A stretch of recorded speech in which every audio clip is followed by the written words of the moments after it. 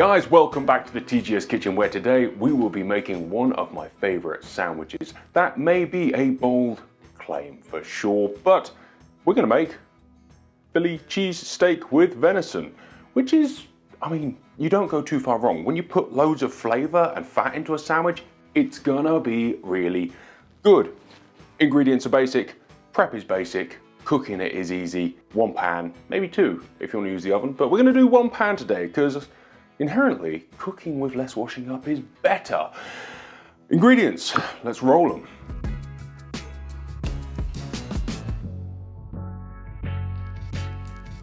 Today we're gonna need some bread, sweet peppers, onion, cheese, Worcester sauce, smoked paprika, garlic and onion powder, salt and black pepper, and of course, some meat. If I wasn't filming this, I'd have marinated this meat a while ago, but because we're gonna do it in somewhat of a rush. The answer is always to put spices in at any point. Not seasoning meat is basically a crime. So, some spices, as spicy as you like it, right? Or as flavorful as you want it to be. Mix it up and leave it.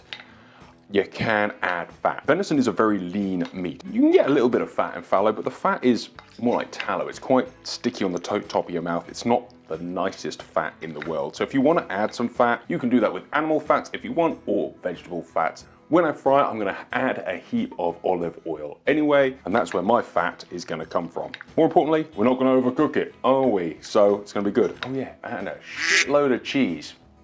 All right, I think that's about right. We are, of course, born with many senses when it comes to holistic spicing.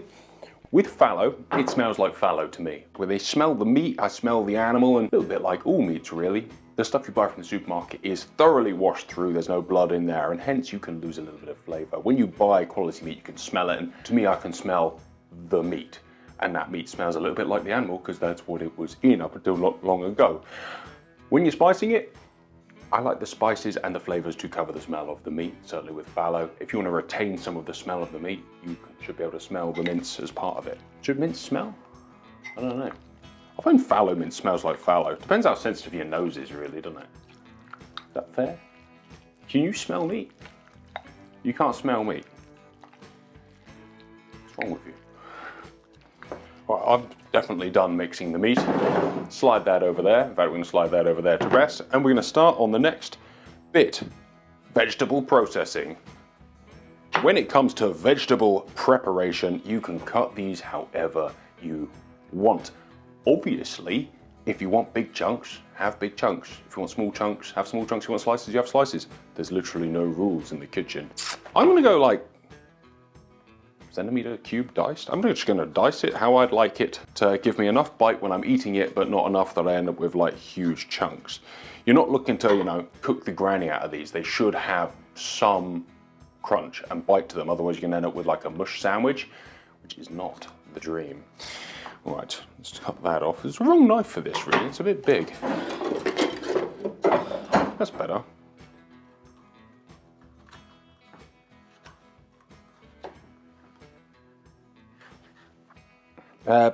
Having a bowl to put your waste in is handy. I just have like a bucket in my actual home kitchen, and then that goes in the compost bin. Compost. Simples. I never thought I'd about to say what I'm about to say. If you clean as you go, it's a lot easier. I died a little bit inside saying that.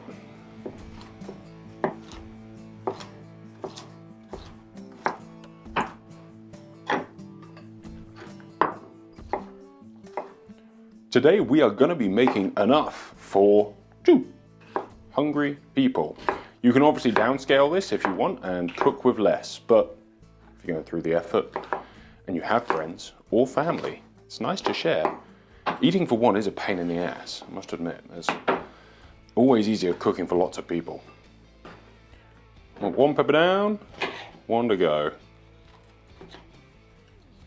If you don't like green pepper, you don't have to add green pepper. It's like a fascinating thing, is you can change the colors and the flavors to suit your palate. Obviously, green pepper is a little bit more bitter, and that adds a bit more depth and flavor to the otherwise decadent, cheesy mess that we're about to eat. Remember, with the venison, it's going to be a little less decadent because you've not got the sort of 10 or 20% beef fat in there. but it's okay. You can obviously make this with strip meat, diced meat, as you're supposed to make it with, like that thin steak shit. All I can think of is Spaced, where they're like, it's simple, it's sexy, when they're doing a Jamie Oliver impression. It's not that funny, but it is hilarious in the show, in the context that I thought that was really funny at the time, and then forevermore has stuck with me, even though I watched that 20 years ago. Alright. Vegetables.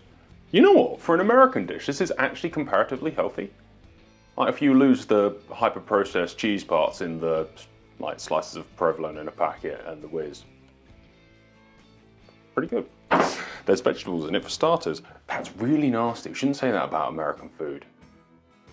But it is like, there is American food that's healthy, but it is best known across the world for its least healthy things, which is great because, as you know, all food is better when you add a load of fat, just maybe not some of the super crazy hyper-processed stuff. Not that we really understand how that affects the human body properly, but I can't imagine it's that good for it, really. I mean, just based on, you know, logic and shit. All right, 600 knives on the go.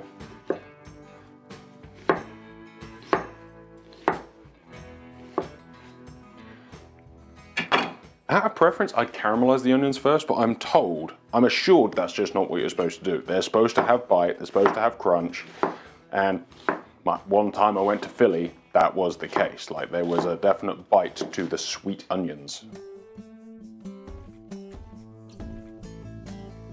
Next is bread. We're gonna chop that, slice it, and put it to one side. We're gonna toast that whilst the cheese is melting later. So I think, because it saves a lot of waste, we're just going to do that. And put it to one side. So all of my chopping is done. Oh, I cocked that up, didn't I? Oh, it's almost like he's not a professional chef. Wow. And that can go over the cheese. Whilst we're on preparation mode, we might as well slice the cheese and then I don't have to touch a knife again for the rest of the day. Cheese slice. Let's find that. Where is it? I definitely had one. Is that it? We're going to take our cheese slice and slice the cheese. How very exotic. How very exciting. I don't know. Can you have too much cheese ever? I really don't know if you can have too much cheese ever. Cheese is pretty good. This is some slices, an unweighed amount of slices that looks about right for 2 sandwiches, he says. Let's add 2 more slices of aged smoked Gouda. Finding provolone in the UK is exceptionally difficult, and so I didn't get it. I'm not going to go out of my way for a cheese when this should be pretty good and somewhat comparable in flavour profile. It isn't plastic and doesn't come in slices. This is real cheese. If you know where we can actually get the provolone, I mean, there's American stores everywhere, right? You just have to go to like Lake and Heath or something and go outside an American base and they'll have a special dispensation to sell all of the crazy stuff that perhaps I shouldn't be eating. But I mean, I doubt you can buy Cheese Whiz in the UK. You can't buy cheese in a can in the UK, surely. That's not a thing. I've never seen it in my entire life, ergo, doesn't exist. There is much debate as to the order of which you're supposed to put things in, but my one trip to Philadelphia, they put the meat in, then they put the veg in, all on a big flat plate, mixed it all up, laid cheese on top, then put it in a bun. So that's the order I'm gonna do it in. If I'm wrong, let me know. The bottom line is, it's not gonna taste bad, is it? It's a bit like, worrying about the nuances of that is like worrying about putting jam or cream on first. It does make a slight difference, but they're both pretty good. On that note, I'm not even going to bother starting the oven. I'm going to toast my bread in the pan. Is it big enough? Oh, it is. That's beneficial, isn't it?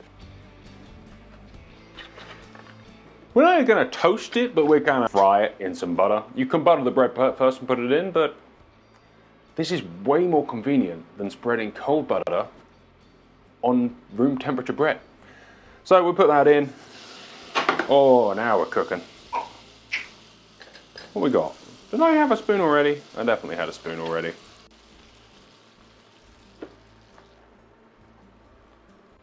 Patience is a virtue. The very concept of toasting bread in a pan is actually relatively new to me.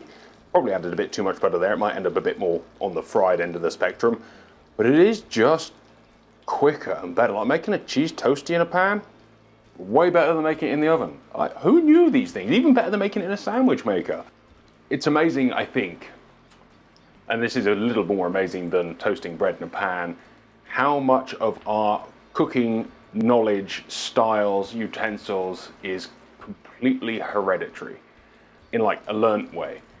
Like if your parents didn't use X, Y, and Z in the kitchen and your other half's parents didn't use X, Y, and Z in the kitchen, the chances of you ever using that tool is like next to zero unless you've seen it on YouTube. And even then, it's a bit of a stretch. Cool, isn't it?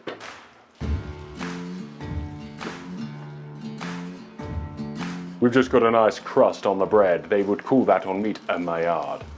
I don't know if bread maillards or if that's just a meat thing. Either way, I presume it's the same, right? You're looking for a chemical reaction with heat to increase flavor and texture. Literally what we're doing. Makes sense to me. And on that bombshell, we'll see you when this is ready.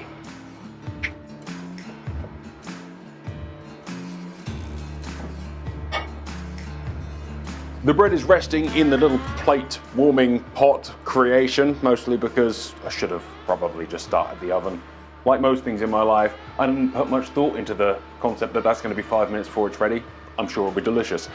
Add some fat to your pole quickly, because this is burning. I'm going to add olive oil, because why not have a mixture of vegetable and animal fat? That's a lot. All right, starting with the meat. It's a lot of meat, you know.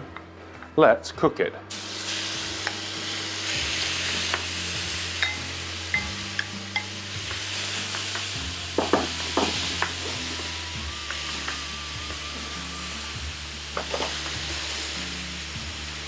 You don't need to see to cook. It smells really good. Once you've got a little bit of brown texture on one side, maillard, boring word of the year. Definitely hook onto words sometimes and then just stick with them and then forget them for the rest of my life. Once you've browned the meat, added some flavor in there, more importantly, cooked some of the juices out of it. That's way too much meat for this little pan. Probably should have cooked them separately. Are we gonna? Not a chance in hell. We're gonna cook the onions. Bang. Ambitious? Stupid?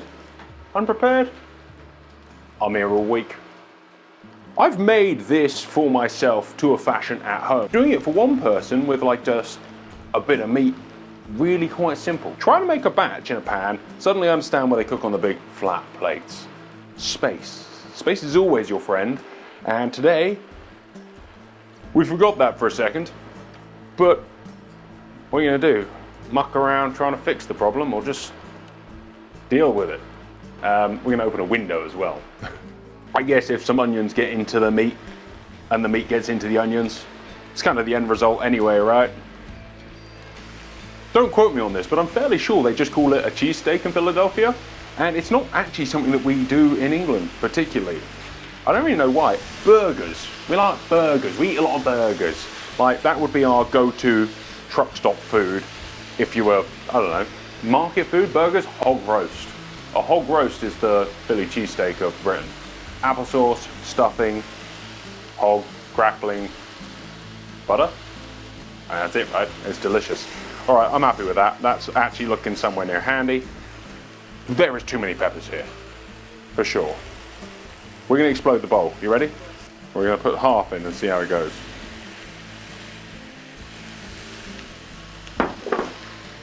I'm also gonna mix it all up because at this point,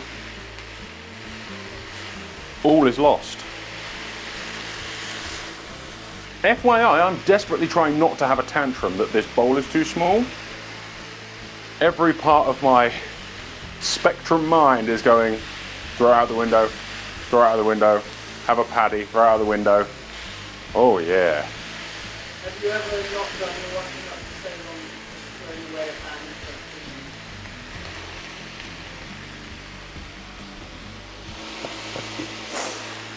No. No, I once did make sugar in a pan, like sugar syrup, and then went and did something else until it had baked so hard to the bottom of the pan it was burnt crystallized sugar, and I did scrap the pan. It was a cheap pan. Oh, for fuck's sake. You know what I should be doing here? I've got that flat plate on the barbecue. That's what we should be cooking this on. It's too big, like it's too big, it's too messy. Or I could have cooked the ingredients separately. Funnily enough, the person holding the camera did actually say to do that, and I didn't. Because it'll be fine, you. What could possibly go wrong? It'll be fine.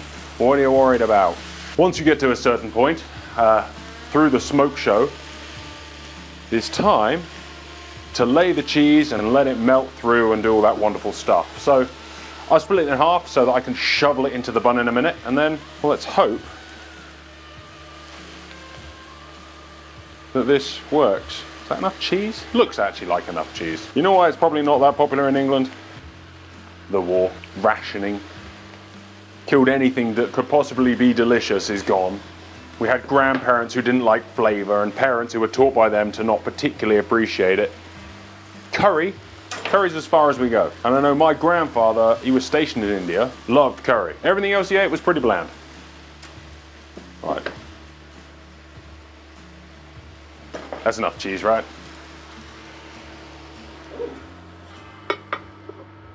Oh, thank you, Ikea.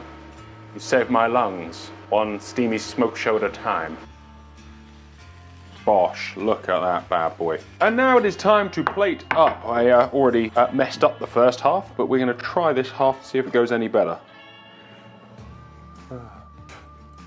All right, and then I'm just gonna do that. And that is a pretty good looking sandwich. It's gonna be impossible to eat, and so we're gonna wrap it as it should be wrapped. Producer Bob, may I have something useful to do that with? Greaseproof paper. Like wrapping a Christmas present, we're gonna...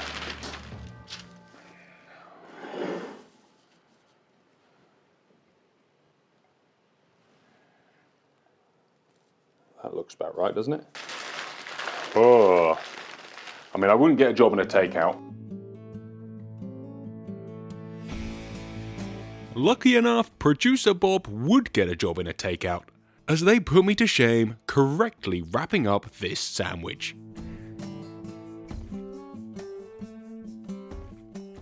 And there you have it, a very nicely prepared, produced Philly cheesesteak. Suddenly, that messy mess on a plate looks really, really good, and I am gonna smash. I'm gonna have to share some, but we're gonna smash it. I am looking forward to this. This looks so good.